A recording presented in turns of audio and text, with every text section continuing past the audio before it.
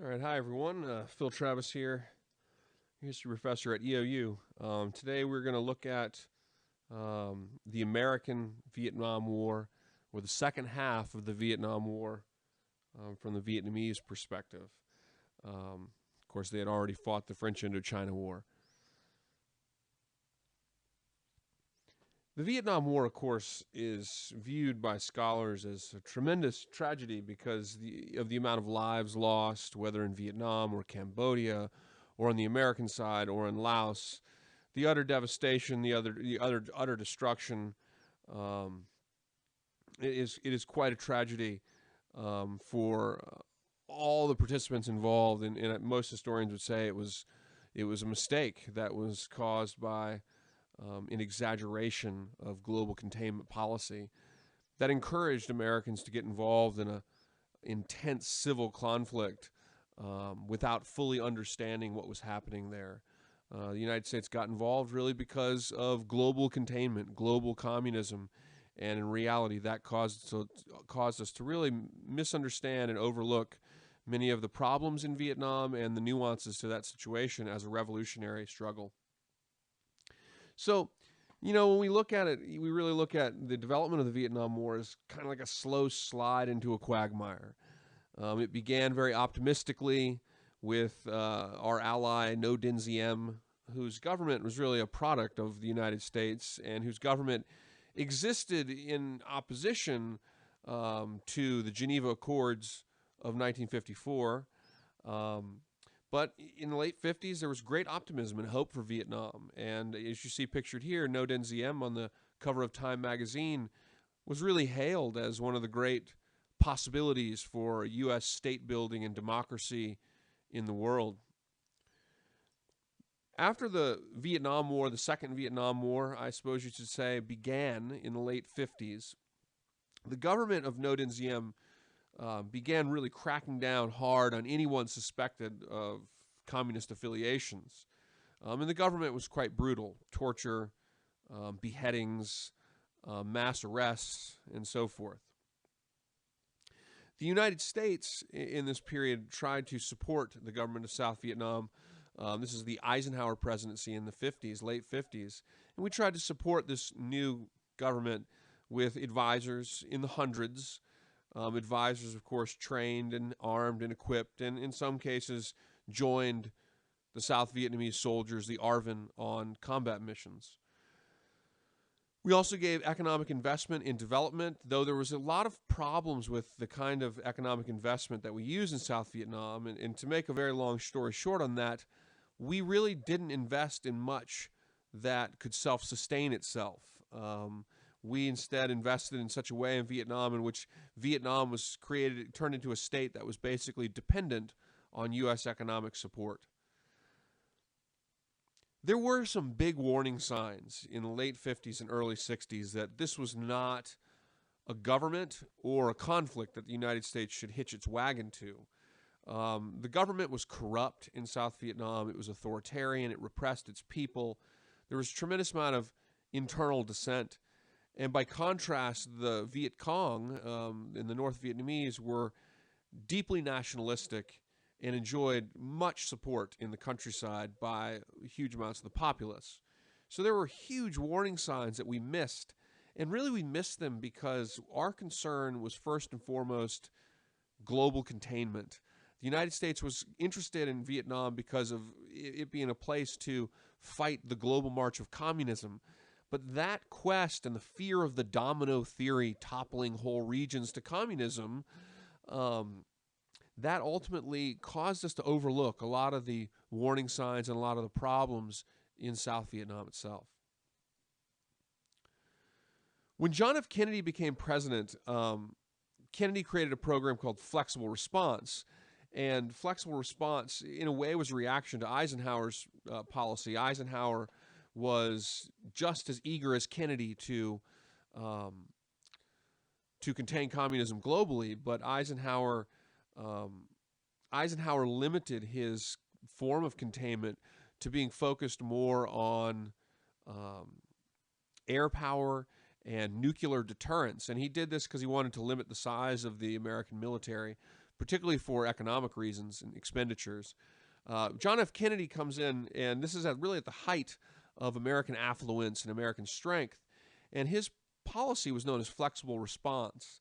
And this policy was basically, the idea was to fight and contain communism in the world with a style of military action that met the type of threat.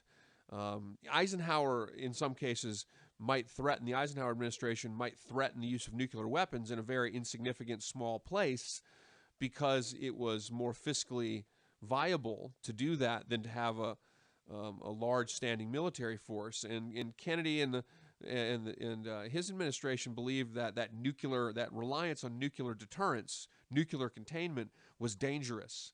And so Kennedy creates flexible response. As he does this, Vietnam during Kennedy's administration becomes increasingly an area of concern and interest for the United States. And advisors are expanded to 16,000 by 1963. And of course, Kennedy creates both the Peace Corps and the Army Rangers as both two units, one designed for humanitarian type work and the other designed for special ops type of things, designed both of those to match his flexible response. And so the United States has, by 1963, slowly escalated its involvement in Vietnam until we have some 16,000 advisors in Vietnam, advisors that are engaged against the mandate of the U.S. Congress, engaged at sometimes in the actual fighting. The government in the South of Ngo Dinh Diem is increasingly corrupt. The government is not democratic. It was an autocratic government, and Diem, the president, had a tendency that whenever the going got tough, he would tighten the circle around himself closer and closer, and he tended to rely on his friends to be his closest subordinates, particularly his brother Ngo Dinh Nhu, who at one time gained the infamous title of the Himmler of Asia because of his brutal tactics in repressing the communists and suspected communists. It's important to note that many of the people that were captured and tortured were not always necessarily active members of the Viet Cong. The Diem government targeted a lot of different groups for different reasons. Diem was a Catholic, and he tended to favor the Catholics, and Catholics were rewarded with the best land reform measures. The Catholics were afforded government posts, and Diem had a tendency to look down on the Buddhist population, which of course was the majority of the population, and the Buddhists were often targeted for being members of communist conspiracies and these types of things. So there's a tremendous amount of discontent from a large amount of the populace, and to a large degree, the Diem government was terrorizing the population. Probably no other example was as, can kind of characterize this as much as the infamous raid on the pagodas in 1963, when Ngo Dinh Nhu, the brother of Diem's, police forces raided Buddhist pagodas, arresting over 1,000 for alleged conspiracy in communism and prostitution and all kinds of things. So it was a repressive, non-democratic government. The repression of Diem's government by June of 1963 became so intense that the Buddhist population protested in quite visible and vehement ways. And of course, this is one of the most famous acts of protest ever committed. This monk, who was the first to burn himself in June of 1963, was one of several monks to do this in protest to the Diem government. The Diem government had been arresting Buddhist monks. The Buddhist government, the Diem government had refused to allow the Buddhists their full religious freedom in celebrating the Buddha's birthday, in flying prayer flags, and in their right to assemble peacefully to speak out against Diem's policies. And Diem's kind of response to increasingly crack down on the Buddhists for their civil disobedience in the society resulted in Buddhist monks, in some cases, self-immolating themselves in a sign of protest to the government. The Diem government was very, very not savvy at working with the people. After this had happened, the so-called First Lady, Madame New, who was actually Diem's brother, the head of the police, Diem's brother's wife, Madame New, Diem was not married. Diem was a devout Catholic who remained unmarried. But Madame New said of these immolations, these protests, she said in an offhand comment, said to the press that she would be happy to provide gasoline and matches for other barbecues. She referred to the Buddhist monks' protests as barbecues. The Kennedy administration was shocked by this stuff. They couldn't believe what was going on because they kept on telling Diem to reform his government to incorporate a broader level of support, and Diem would always do the opposite. And so in 1963, the situation really began to tear itself apart.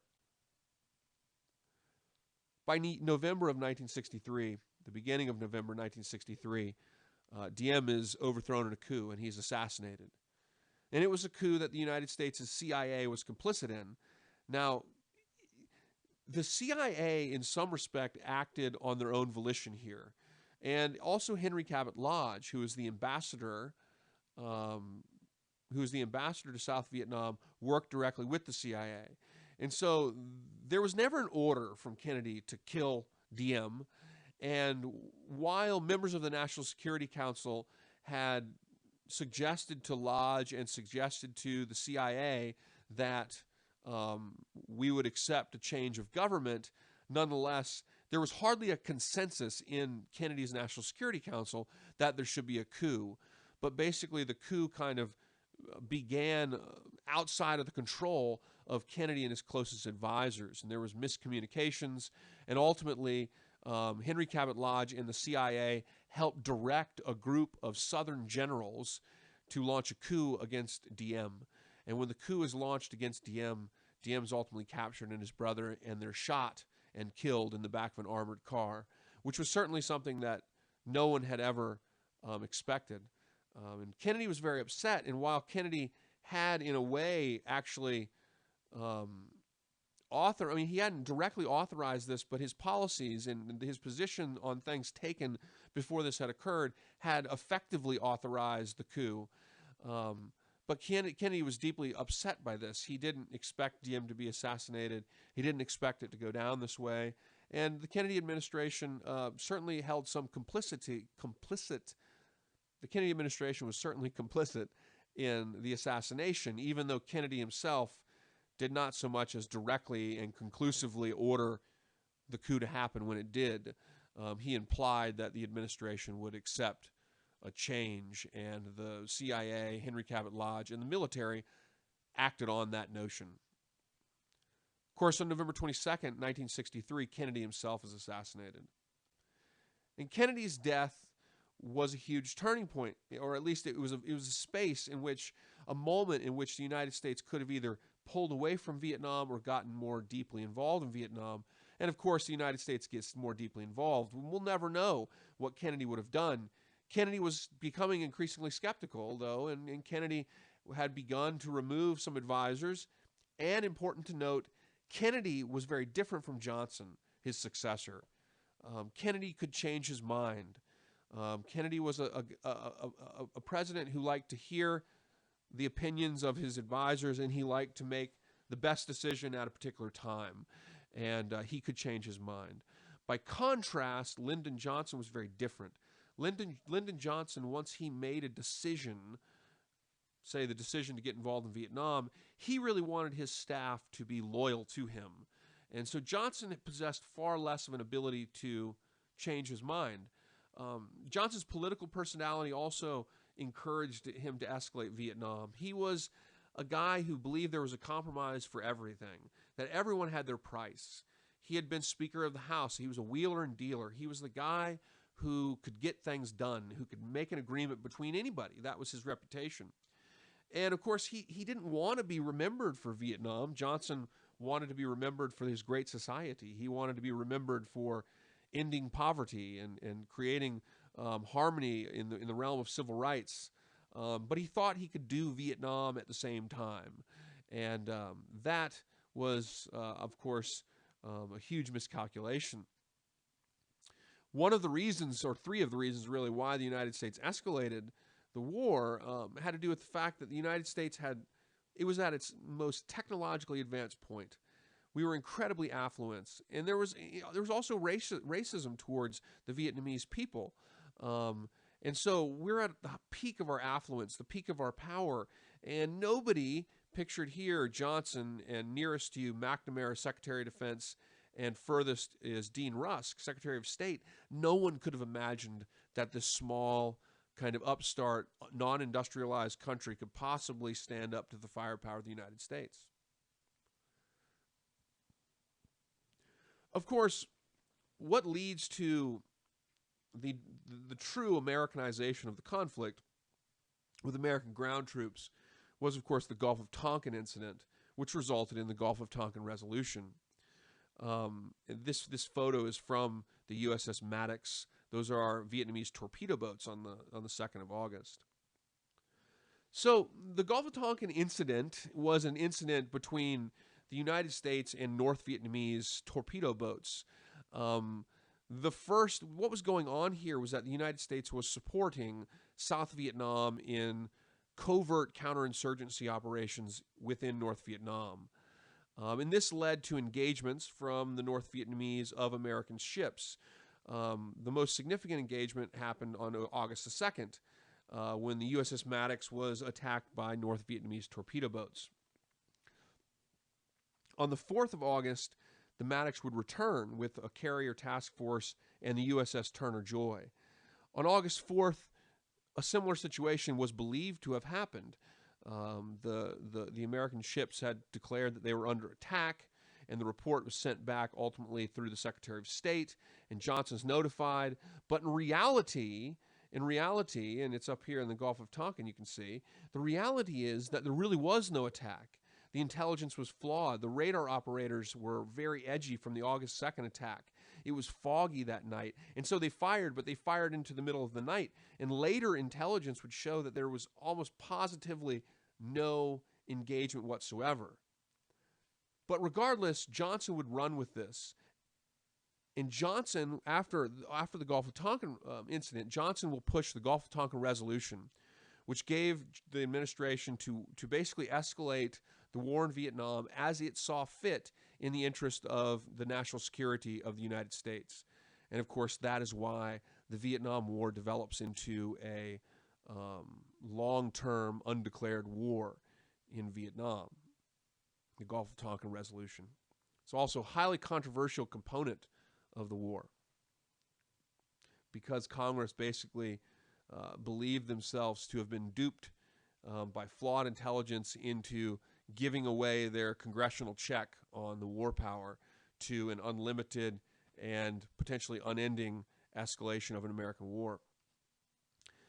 Johnson's plan after Tonkin was basically a slow escalation until the enemy gives in, meaning that Johnson would kind of retaliatorily attack the North Vietnamese. We will start bombing them, but we'll bomb in a very gradual way. And the idea was that you would slowly escalate until the enemy gave in. And of course, this is not going to work against North Vietnam. The Vietnamese are incredibly ingenious.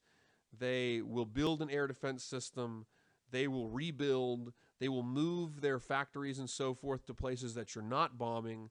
A slow escalation was never going to get them to come to the table and sign a peace agreement because they were in this for nationalism. They were in this to reunify their country.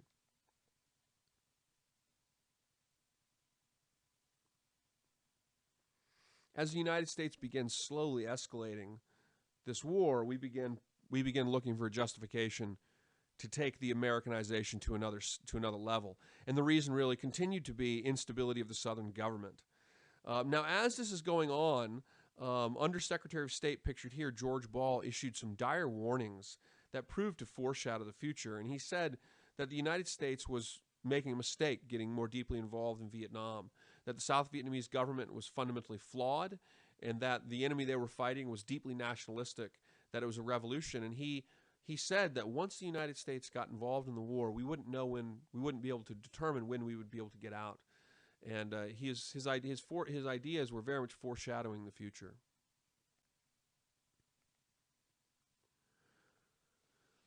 The bombing of North Vietnam, or in Vietnam in general, the infiltration routes, really began on the 7th of February 1965, a little bit after, in February really, after the raid on Pleiku, which is this base you see kind of in the middle of South Vietnam.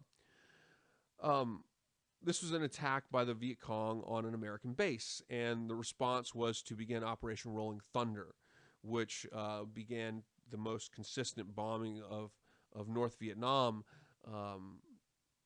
between 1965, 66, 67, into 68. And the targets for this operation were approved at Tuesday luncheons in Washington, D.C., actually. And, of course, there's huge problems with this. This is a very regulated bombing campaign.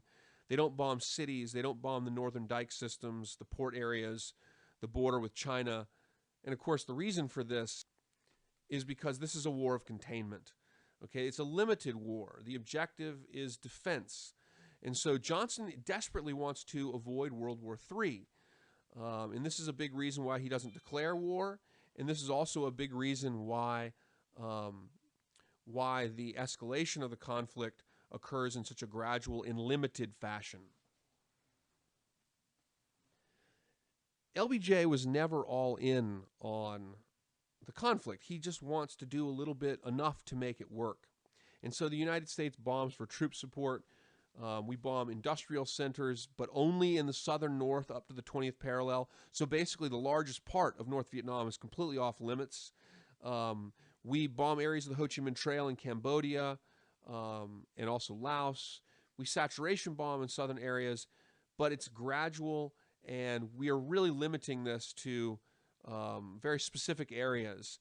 And this is because of a fear of starting World War III. Johnson had said, he said, the last thing I need is some fighter pilot dropping a bomb down the smokestack of a Russian ship. So he didn't want to bomb places near the ports of Vietnam. He wanted to keep the bombing limited, thinking that he could find the enemy's breaking point and therefore achieve a peace that would prevent the South from being overthrown or overrun by communism. Well, the answer to that question is bombing really alone has never truly won a war. This is fundamentally flawed from that perspective. But even so, the bombing of the North could have been done in a more efficient way. Planning the sorties at Tuesday luncheons was highly problematic. It was also an incredibly inefficient thing to do. And the main targets, we don't have a whole lot of good targets. You're bombing a lot of trails and jungle areas. So it's a very difficult kind of bombing campaign to wage. U.S. air power during Vietnam was incredibly advanced. In this class, we've kind of looked at some of the changing technology over time. And when you look at Vietnam, you see a new level of advancement in firepower. Of course, pictured here, a Huey helicopter. These were the primary tool for moving our soldiers towards combat zones. Air mobility also revolutionized battlefield medicine. Of course, this plane right here, AC-47, doesn't look like much, but this was fitted out with miniguns in all of the windows. And this thing could, on a battlefield, used as troop support, could fire 18,000 rounds a minute. This is a B-52, of course, which was used for high-level saturation bombing in areas denoted free fire zones, in which the United States indiscriminately destroyed whole areas deemed to be areas populated with heavy amount of Viet Cong activity. Supersonic fighters like the F-4, and of course, planes like the A-6, Intruder, low-level, small bombing, troop support kind of operations. Of course, another aspect of American air power during the Vietnam War that, of course, is one of the most controversial and one of the most problematic long-term was, of course, Operation Ranch Hand. And this was the usage of so-called rainbow pesticides, Agent Orange. It wasn't all Agent Orange. There were other colors. There was an Agent Yellow. There was an Agent Blue. I think there was an Agent Purple. The dioxin-based chemicals were sprayed all over the jungle sides of the South, the countryside of the South, in an attempt to defoliate the forests and therefore prevent shelter and cover for the Viet Cong guerrillas. They sprayed this on some 20% of the countryside, and this was definitely a form of chemical warfare. Certainly they didn't fully understand the cancer-causing problems with this, but it was still the usage of chemical weapons for a tactical advantage in fighting in the jungles of Vietnam.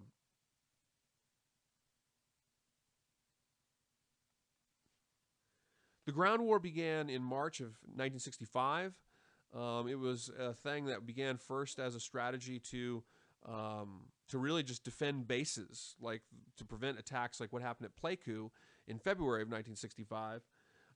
It was like there were warnings from members of the Joint Chiefs of Staff like Maxwell Taylor, who suggested that once we began to Americanize the war with boots on the ground, again, we're going to have difficulty determining when we will get out. The strategy began as something called the enclave strategy. We would send troops in, guard bases, a lot of sitting around and not doing a whole lot. If the VC attacked a base, then you would be there to defend the base, but you're not going out to actually engage and fight in the countryside or anything. They're basically waiting.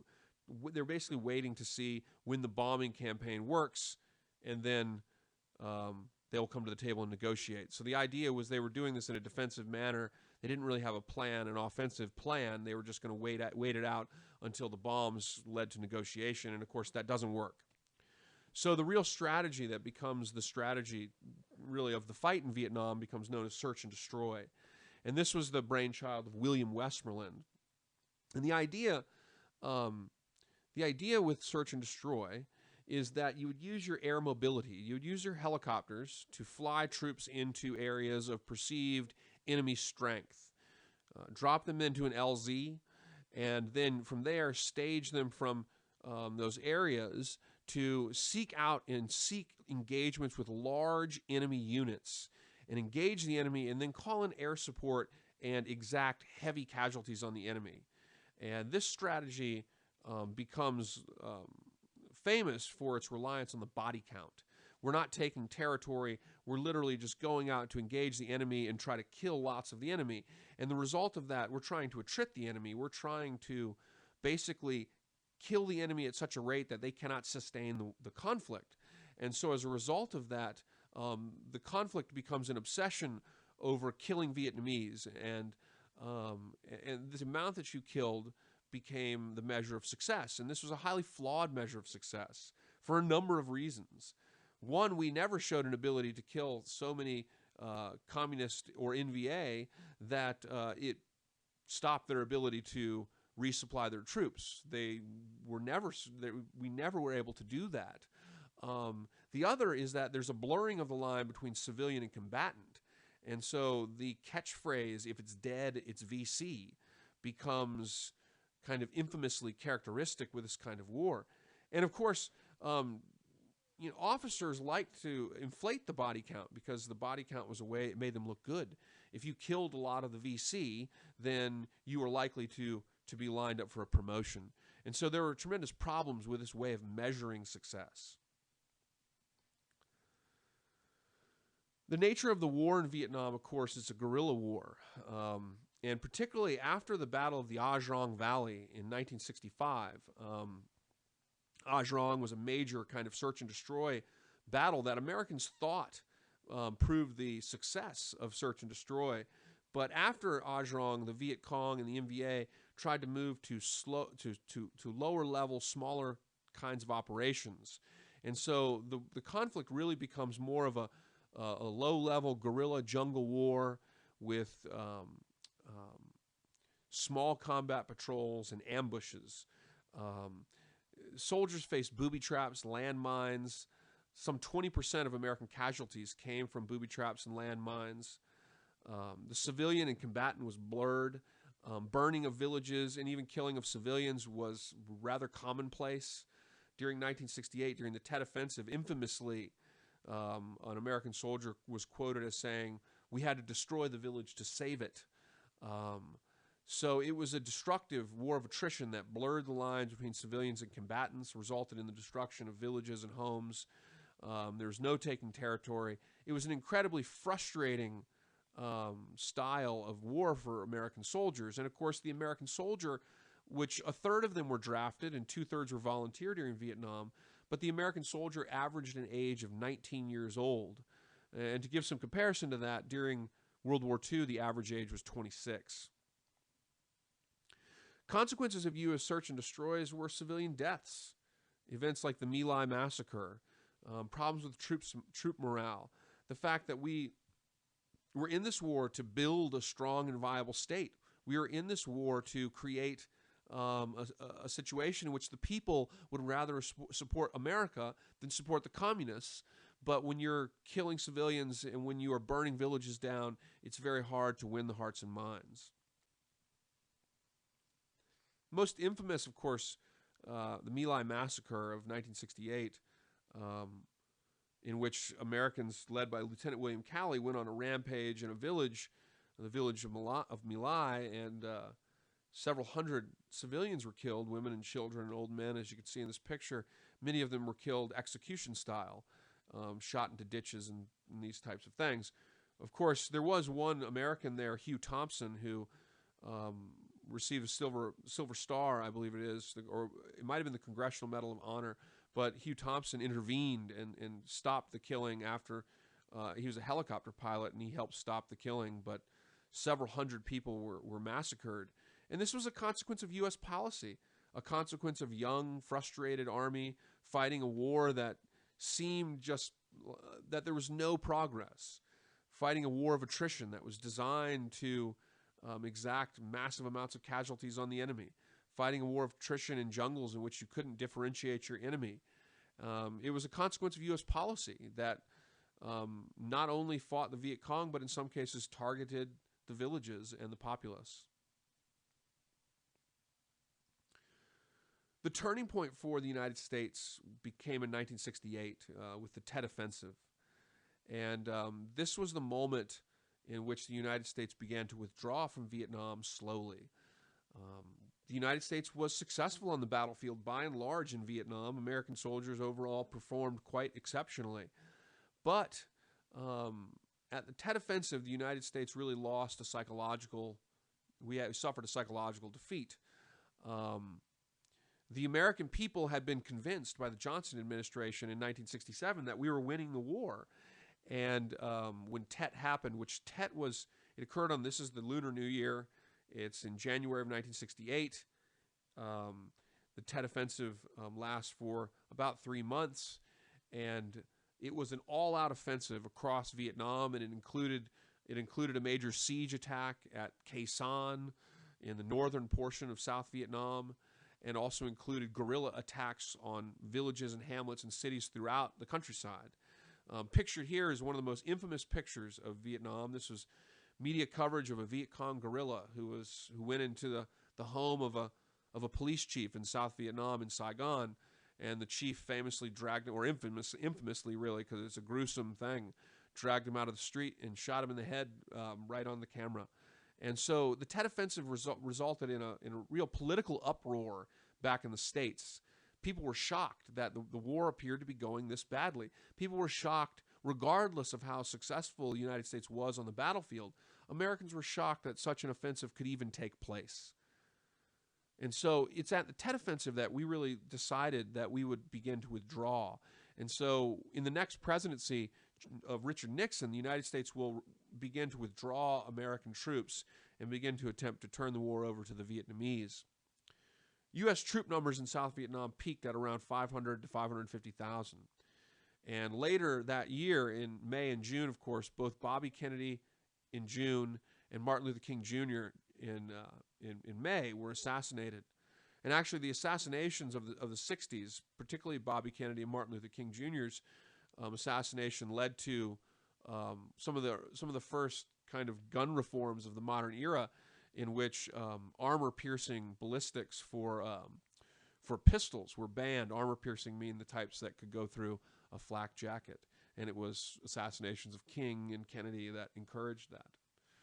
The Tet Offensive was such a political shock back in home in the United States that Johnson actually announced that he was not going to run for another term as president, and that really paved the way for Richard Nixon to become president.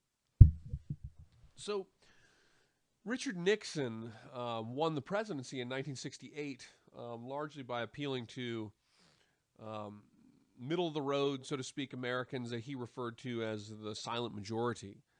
And of course, the Johnson administration was quite um, stigmatized by Vietnam. There were protests. They protested the Democratic National Convention.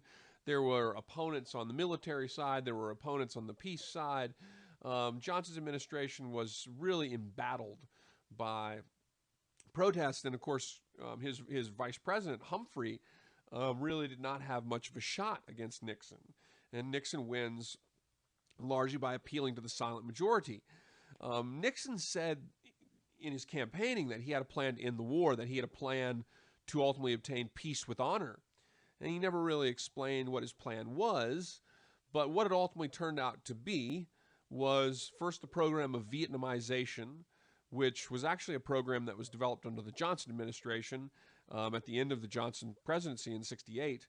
But Vietnamization was a plan that the idea was you would turn the war over to the Vietnamese, that you would train and continue to train and supply the Vietnamese, the South Vietnamese, the ARVN, to fight the war as Americans began withdrawing. Nixon also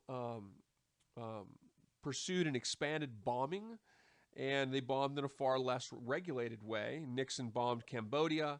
Nixon bombed in North Vietnam. Nixon had the port of Haiphong in North Vietnam mined, and during the Christmas bombing, bombs around Hanoi.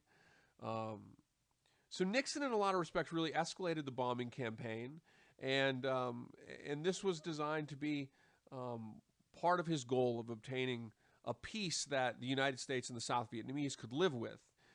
Nixon's goal was not only to turn the war over to the South Vietnamese while America withdrew, but also to expand the war and to escalate the war in certain key areas and certain key ways. And Nixon hoped that this could result in forcing the North Vietnamese to the peace table and to a peace agreement that was acceptable for the United States and the South Vietnamese. So expanded bombing, the program of Vietnamization, and also for Nixon, invasions of Cambodia and Laos. In Laos, the operation was Lam Son 719, which was actually an ARVN operation in 1971, and it was a terrible debacle. And the other was the Cambodian incursion, as it was called. The invasion of Cambodia and Laos were both designed to target major infiltration points of the enemy. And Cambodia was designed, the goal was allegedly to find Co Vinh, which was supposed to be the North Vietnamese operational headquarters for South Vietnam. In truth, this headquarters was probably little more than some foxholes and some radios. But the invasion of Cambodia certainly captured much in the way of enemy weaponry, and certainly engaged significant amounts of the Vietnamese in this operation that begins in 1970. But the Cambodian incursion, it never finds this Co Vinh site. And the other consequence of all of these is that this is an escalation of the war. So the war in Cambodia, the invasion of Cambodia, results in the Vietnam War in a very direct and real sense being expanded into Cambodia. Up until 1969, the Cambodian government was a neutralist government led by a guy named Prince Norodom Sihanouk. And Sihanouk was a neutralist leader. He couldn't do anything about the activity of the North Vietnamese in Cambodia on the Ho Chi Minh Trail, and so he ignored it. Well, when Nixon became president, the United States encouraged a coup that overthrew Sihanouk, and in 1970, a guy named Lon Nol took power. Lon Nol was a military guy that the United States supported and aided, and with the United States invasion of Cambodia and Lon Nol's efforts being supplied by the Americans to fight the communists in Cambodia, the war very much escalated and extended to Cambodia. And of course, the result for Cambodia is that the country will descend into civil war, a civil war that after the United States leaves turns into a genocide in which the Khmer Rouge began genocidally murdering 25% of the Cambodian population. So Nixon's plan to end the war was in part to withdraw troops while turning the war over to the Vietnamese, the South Vietnamese, but it was also designed to use expanded bombing and expanded operations into bordering countries like Cambodia and Laos. And the consequence of this was an escalation in terms of scope of the war in Vietnam. What was going to make it all possible for Nixon, and this, of course, Johnson didn't want to do this because Johnson was very much afraid of World War III. He didn't want to mine the port of Haiphong or bomb near Hanoi because he was concerned with potential antagonization of the Soviets or the Chinese. Well, Nixon's plan relied on being tougher with North Vietnam, bombing them more extensively and in a less regulated fashion, expanding the war into neighboring countries and so forth, mining the port of Haiphong, and while doing this to create a better relationship with the superpowers, the Soviet Union and the Chinese. Nixon believed that creating a better relationship between these kind of great powers was the key to allowing him to use a less regulated force in Vietnam, which was part of his goal to try to find the enemy's breaking point at which they would come to the peace table and they would sign a peace agreement that was in the United States and the South Vietnamese interest. Nixon visits China in 1972. He signs the SALT agreements, which were nuclear arms limitation agreement with the Soviet Union. He signs the ABM Treaty, which is the anti-ballistic missile treaty with the Soviet Union, and that was a critical component to SALT. And together, these helped to usher in the era known as détente. And détente is a term in the Cold War that refers to kind of a lessening of tensions between the superpowers. So Nixon actually created a good relationship with the Soviet Union particularly, and this relationship allowed him greater leverage to conduct the war in Vietnam in a more aggressive and less regulated fashion. And he hoped that this could achieve a peace with honor. The consequence, of course, was a civil war, of course, in Cambodia. And the reality is that despite this less regulated bombing, this less regulated war by the United States, it still, over the course of the next several years, fails to produce an agreement that would secure American objectives and South Vietnamese objectives. And so from that perspective, Nixon's sort of escalation while withdrawing plan was really kind of a rather futile exertion of force and power that did not result in a productive or peaceful end to the war. Of course, the Cambodian incursion and Nixon's general escalation of the war, even though he's withdrawing troops, Nixon's escalating the war, and it's really problematic. Cambodia descended into civil war. After the Cambodian incursion, there's massive student protests on 500 campuses throughout the nation. Campuses closed down. And at Kent State, of course, National Guardsmen opened fire on students, killing several of them at Kent State. By and large, Nixon's escalations of the war were completely futile. All they did was escalate the war. All they did was cause greater destruction and chaos, and the end result was ultimately the same as what it would have been if the war had ended in 1969. And so Nixon's escalating of the bombing, invading Cambodia, and extending the war, really, expanding the war and extending the war really was futile and unnecessary. It really achieved no positive result. It's at this time, too, that you really start to see the Vietnam veterans against the war become a very, very strong anti-war movement as Vietnam veterans who fought in places like Cambodia began to take a role in the country as anti-war activists. The end of American involvement in Vietnam came really in 1973. The last kind of military convulsion, if you will, for the United States came with the so-called Christmas bombing, Linebacker 2, as it was called. Linebacker 1 occurred earlier the year during the Tet Offensive, the North Vietnamese offensive on the South. Nixon's goals with this bombing, he bombed Hanoi for almost 2 weeks over Christmas in 1972. And his motivations for doing this was to force the North Vietnamese to sign a peace agreement that was more acceptable to his administration and the South administration. In the end, after the bombing, the North Vietnamese come to the table and they sign a peace agreement. And it's really the exact same peace agreement that the United States had a chance to survive before the bombing campaign.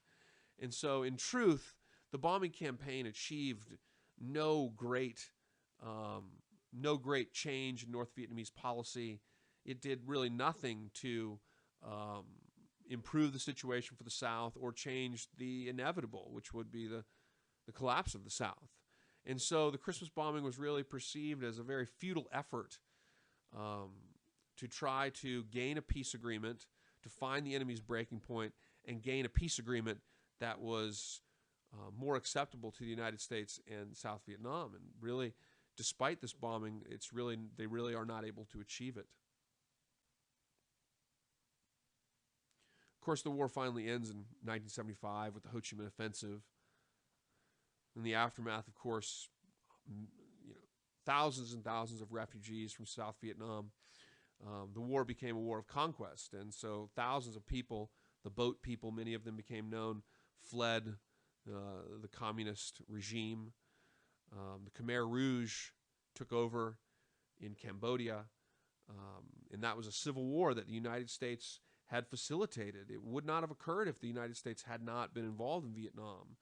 And when we were no longer supporting the government that had come to power in a coup in 1970, the Khmer Rouge took over in Cambodia and massively murdered a percentage of the population, 25% of the population, which on a scale is the largest genocide in the history of the world.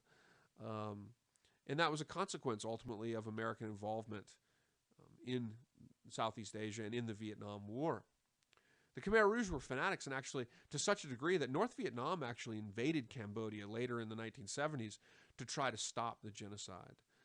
But the aftermath of the war was, re-education camps, conquest, refugees, and even genocide.